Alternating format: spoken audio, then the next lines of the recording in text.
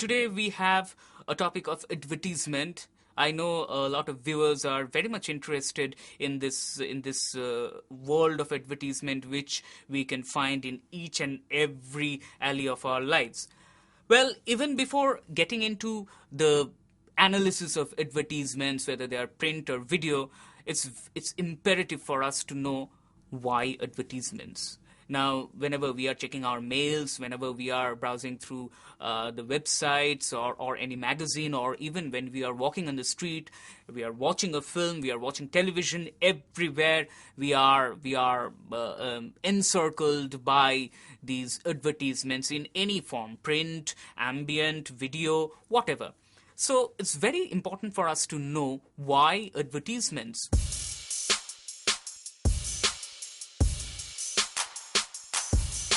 The first and foremost interpretation and answer to this is to sell products and ideas. We all know that.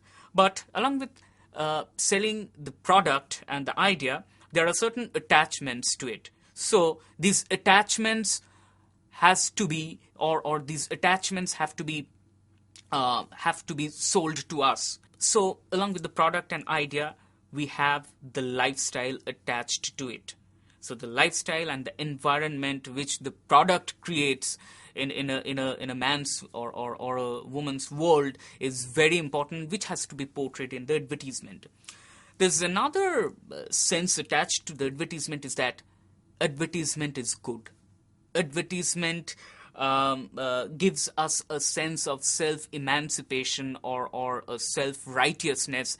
So it's almost like that when I'm using a particular product, I am right. I am doing something good to me, to my family, to my children, to my relatives, to my friends. Some kind of idea of emancipation or some kind of greatness is attached to it. A very important aspect of creating an advertisement or thinking about it is the AIDA. AIDA is actually AIDA, which is the first A is attention, I stands for interest, D stands for desire, and the last A stands for action. Of course, when we are going through an advertisement, the first and foremost challenge for the advertisement is to seek our attention, to grab our attention. Once we have given our attention to the advertisement is there to create a kind of an interest in us. Are you suffering from skin problems? If the answer is yes, then we will try to grab the interest of the person. Then what kind of skin disease or what kind of skin problem that you might have. Then the most important aspect of AIDA or advertisement world comes in, the desire.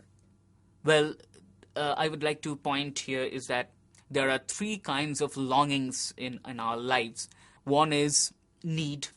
Let's say I'm very thirsty, I need some water, otherwise I'll have some problem. Well, there's second degree of need, which is called want. I want a champagne or a Coke or a Pepsi or any kind of beverage. Water might do, but I have my particular want. And then the third level is desire. I desire a French wine from the 18th century. I desire that. And once I get that wine, once I get that precious and very valuable drink, my desire to get another drink or that drink might double. So desire is something which cannot be killed. And advertisements and the ad gurus, they know it very well. The more you desire, the more your longing about the product or that particular thing of your desire is highlighted. The best example is money. Have you seen any rich person or any businessman who has said that, okay, I have 5 crores or 10 crores in my pocket, I don't want any more money? So desire is something which doubles itself once you get it. It's not like the need or the want. And once the desire, the interest, the attention is grabbed, the last part of any kind of advertisement objective is to make the person buy or use that commodity. And that is what is called action, the last A of AIDA.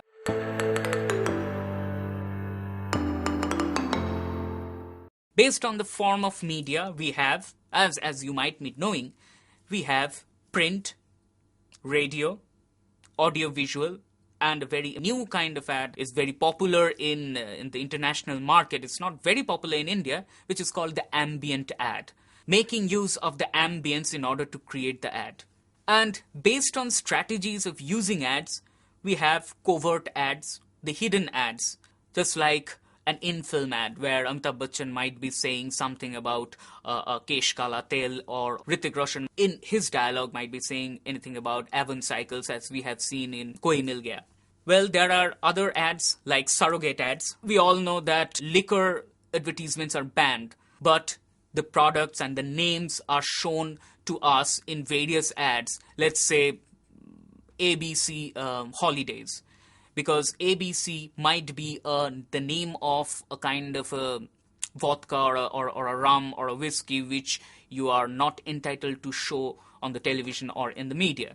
But once the brand name is disseminated along the mass, the idea of the brand name is automatically attached to the best product that it serves. So ABC, there might be glass, there might be music cassettes, but I know in my mind, as my knowledge goes as a consumer, ABC might be, or ABC is a kind of a liquor. So in that way, surrogate ads work. There are other personal ads like classifieds. There are commercial ads. These are print ads, of course. There are testimonial ads. Let's say a person is saying, I have used this product and this product is really good. I didn't believe at first. It's almost like a documentary or a news footage where a person is testifying. And the most celebrated ad is the celebrity endorsements. Once the celebrity says this product is good or I use this product, all the fans, especially in a third world country, all the fans will start using it. So even for a 1 or 2 rupee product, the ad gurus or these companies, they hire stars worth millions.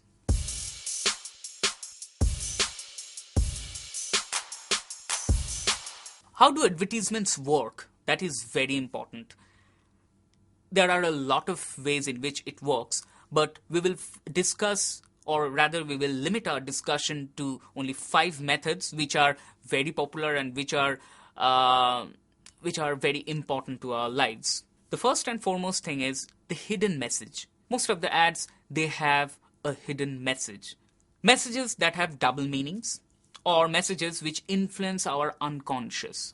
When we have struck this word unconscious, I just have to speak about Sigmund Freud and Lacan and their studies regarding psychoanalysis. It's a very important part of advertisements to hit our psychology or to hit the way we think.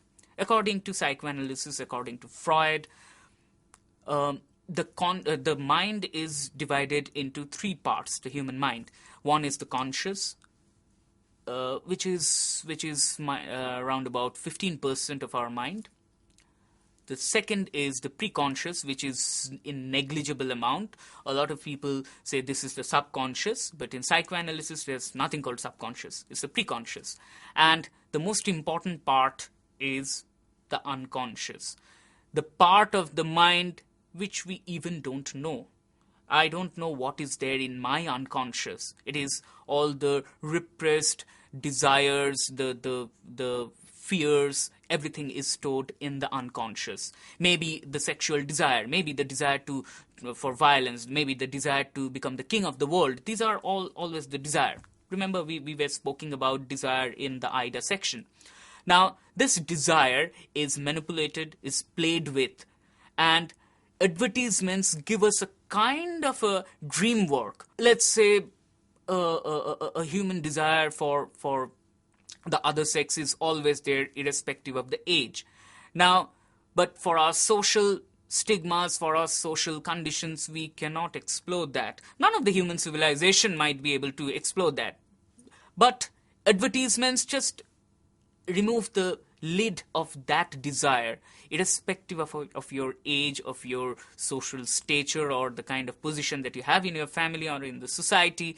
This desire is played along with deep within our mind. So advertisements through hidden messages play a wonderful game with our unconscious, and in that way influence us.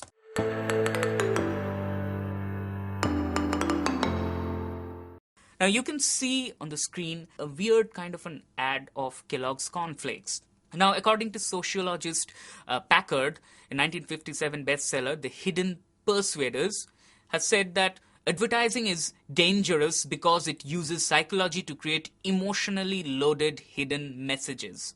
The ad that we can see on the screen is about physical health, but is also about mental health. An old man is pouring Kellogg's in his bowl.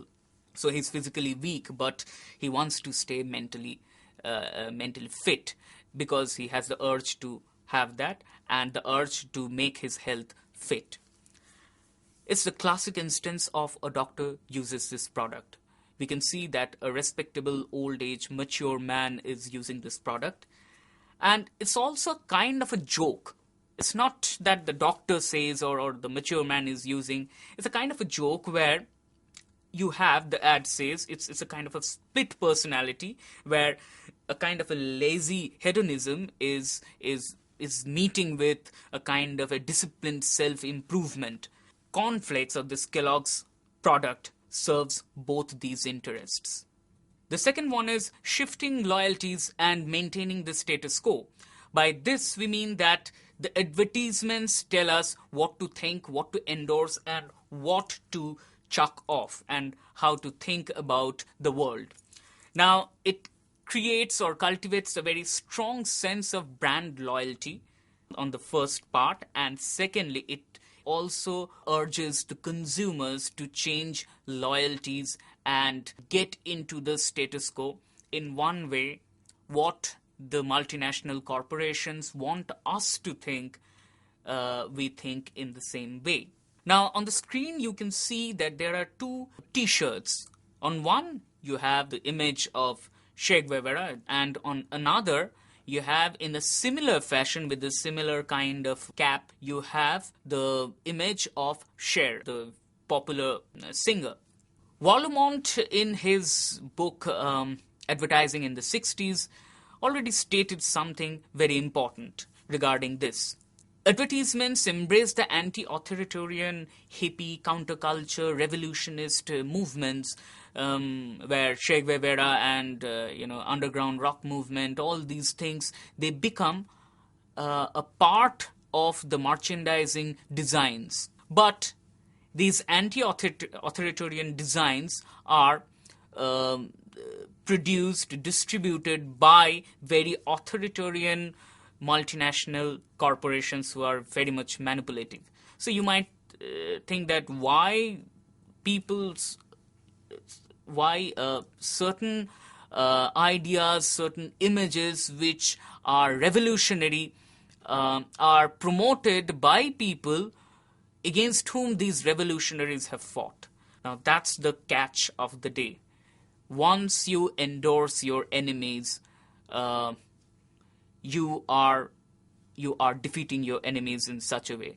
Let's say if there's a revolt against the king, and the king makes the revolutionaries more popular, then actually what the common mass would understand is that the revolutionaries are not against the king, because the king is promoting the revolutionaries. It's almost like that. By trivializing these revolutionary images and ideas, it's a kind of a status quo is maintained where you will not question, the authoritarian or any kind of capitalist interests, or where you will find that some kind of exploitative thing is happening. The revolutionary image is already liquefied. So this is a kind of a process which Wallemont argues as detunement. Now, detournement is a kind of a concept given by Guy Debord. He's a kind of a great figure in the 1970s, writing revolutionary books, and he was a very important man in the situationist movement, which influenced the student movement of the 60s. We have a lot of songs, films, images, books, plays named after him and influenced by him.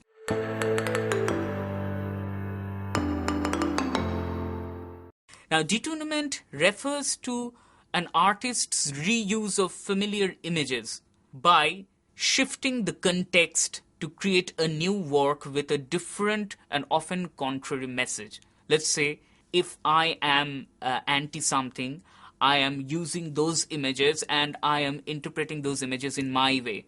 So in one way, this is a kind of an anti-art, a kind of an anti-establishment movement. What Vollemont says here is that this detournement, this very idea of anti-established movement, is just reversed in this case. This method of resistance to the grosser elements of capitalist culture, it raises an awareness of the corporate ploys and their social effects. That was what Guy Debord had said regarding detournement, using these images again and again against capitalism, against the kind of exploitations that we are witnessing throughout the world. But here, when you put a logo or an image of Che Guevara on a multinational and a very expensive t-shirt, you're just reversing it.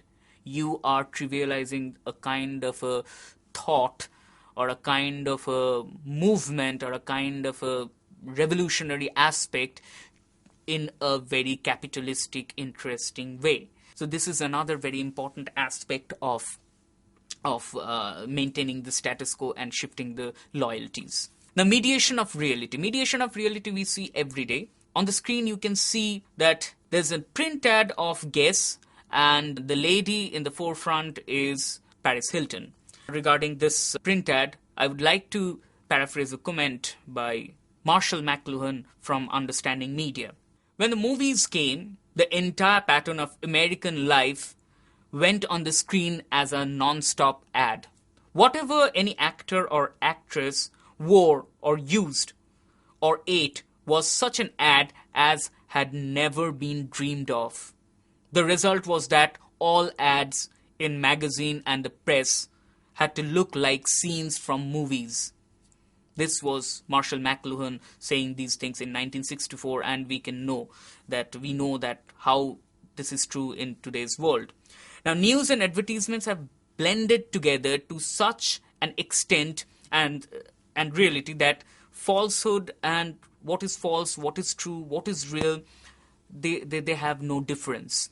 And here you can see Paris Hilton steps off a helicopter, accompanied by, it might be her lover or maybe a servant.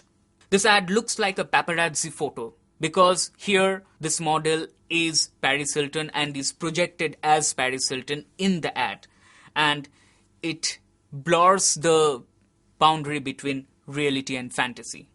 Now, another very important part of advertisements is what kind of meaning it creates. A kind of very interesting meaning is created which gives us a message which influences us deeply and do not make us question the ad or its content.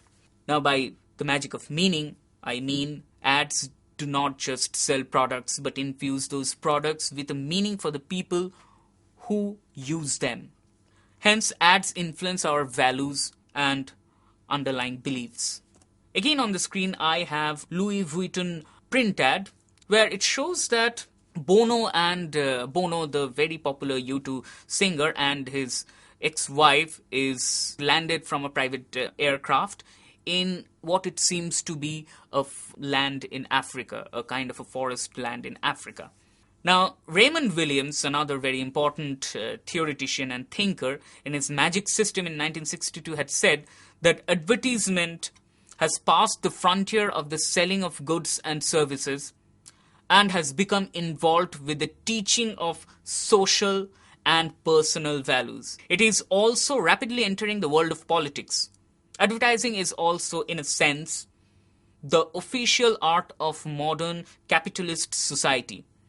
It is what we put up in our streets, and it commands the services of perhaps the largest organized body of writers and artists, with their attendant managers and advisors in the whole society. Now, this is so true. Again, it's a kind of an organized magic, and through this magic, a meaning is created which influences us to buy or to believe in what these products believe in. Now, keeping the public away from the discontented questions, advertising to us, I quote, is a true part of the culture of a confused society. Now, let's talk about this ad. The ad functions as a fundraiser, but also suggests that Bono and his wife have come to Africa for other reasons. Mind you, it is a kind of a brand that they are publicizing, but yet it has a meaning to life. Returning to the roots of humankind for inspiration, it is the ultimate trip of youth, nature, truth, and people. So, along with this ad, it's not only trying to give us an image of a product or a lifestyle, but it also inculcates a kind of a value and meaning, which seems to us to be very enchanting.